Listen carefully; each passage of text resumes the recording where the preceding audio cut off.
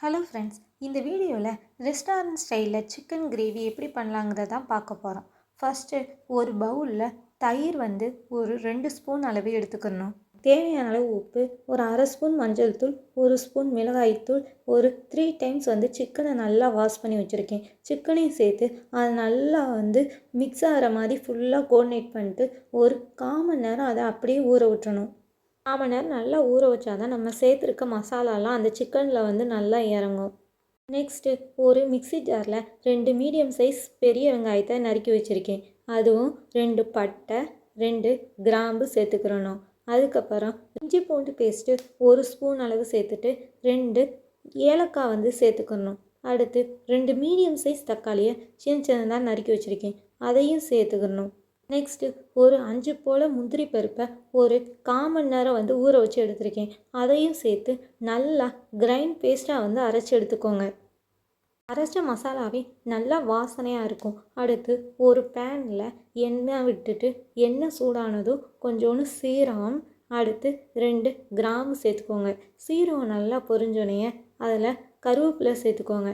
கருவேப்பிலை சேர்த்துட்டு 2 பச்சை மிளகா, ஒரு சின்ன சைஸ் வெங்காயம், தேவையான அளவு உப்பு சேர்த்து நல்லா வதக்கிக்கோங்க. காரம் அதிகமாக சாப்பிட்றவங்க ஒரு 3 to 4 பச்சை மிளகா சேர்த்துக்கோங்க. நான் காரம் அவ்வளோவா சேர்க்க மாட்டோம், அதனால தான் 2 பச்சை மிளகா நான் சேர்த்துருக்கேன்.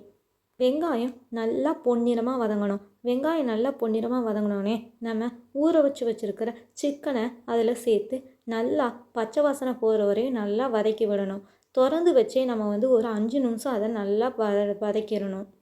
வதக்கும் போதே சிக்கனில் இருக்கிற தண்ணியெலாம் நல்லா இஞ்சி வரும். அது அதுலேயே சிக்கனில் நல்லா வெந்துடும். 5 நிமிஷத்துக்கு அப்புறம் அந்த பச்சை வாசனையெல்லாம் நல்லா போயிடும். அதுக்கப்புறம் ஒரு மூடி போட்டு ஒரு 1/4 மணி நேரம் அதை நல்லா வேக விடணும். அடிக்கடி திறந்து பார்த்து சிக்கனை கிளறி விட்டுட்டே இருக்கணும். தண்ணி ஃபுல்லாக இஞ்சிடுச்சுன்னா சிக்கன் அடி பிடிச்சிரும். அதனால் அப்பப்போ திறந்து பார்த்துட்டு ஃபுல்லாக கிண்டி விட்டுட்டே இருக்கணும். நம்ம தண்ணியெல்லாம் ஃபுல்லாக இன்ச்சினை விட்டு நம்ம அரைச்சி வச்சுருக்கிற விழுதையும் சேர்த்து லைட்டாக தண்ணி சேர்த்து வேக விடணும். நம்மளுக்கு எந்த பக்கத்துக்கு கிரேவி தேவையோ அதோட கொஞ்சம் அதிகமாக தண்ணி சேர்த்தாலே போதும். அதிகமாக தண்ணி சேர்த்தோம்னா சிக்கன் ஓவர் குக் ஆகிரும். அதனால் அளவாக தண்ணி சேர்த்துட்டு இந்த ஸ்டேஜில் உப்பு உரப்பெல்லாம் கரெக்டாக இருக்கான்னு பார்த்துக்கோங்க. மசாலாவில் இருக்கிற பச்சை வாசனை எல்லாம் போனோடனே கிரேவி பக்குவத்தில் வந்தோடனே ஃபைனலாக நம்ம ஒரு ஸ்பூன் கரம் மசாலா சேர்த்து நல்லா கிளறி விட்டுக்கிடணும்.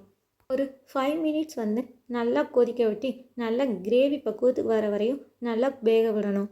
அதுக்கப்புறம் மல்லித்தலையை தூவி நம்ம இறக்கணும்னா சூப்பரான சிக்கன் கிரேவி நம்மளுக்கு ரெடி ஆயிரும்.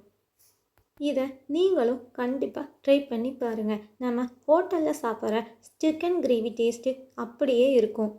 இந்த ரெசிபி உங்களுக்கு பிடிச்சிருந்தா நம்ம யுவா விலாக் சேனலுக்கு சப்ஸ்கிரைப் பண்ணிக்கோங்க.